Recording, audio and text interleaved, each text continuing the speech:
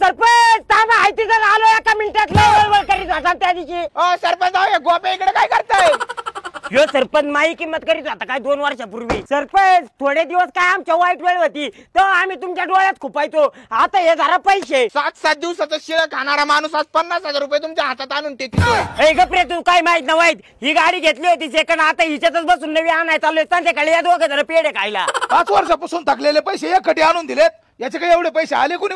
अहो यांच्या रोडच्या कडाला यांची जमीन नव्हती का, त्याच्यात फळझाडं लावले होते तिथूनच रोड गेला. भले पैसे भेटलेत फळझाडाचे. आता काय लागतं गोपी शेटच्या आधी परत? आयला रस्त्याच्या कडाला आपली बी जमीन आहे पण पडीक आहे, त्याचं काय भेटायचं आपल्याला? तुम्ही लावा ना फळझाड. मग अरे पण त्याला फळ आलेले झाड लागतात. रात्रीतून फळं येतील असे झाडे लावून देतो तुम्हाला मी. अरे पण असे झाड आणायची कुठून? तुम्हाला मी झाडं घेऊन देतो. चला उरुळी कांचनला इकडे.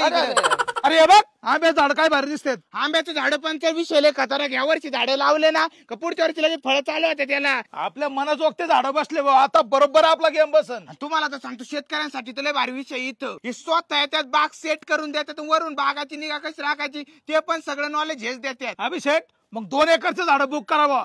1 एकर आपल्या वावरात लावू. मला लय झाडं आवडलेत. कृष्णा नर्सरी उरुळी कांचनचा नादच खोळा आहे.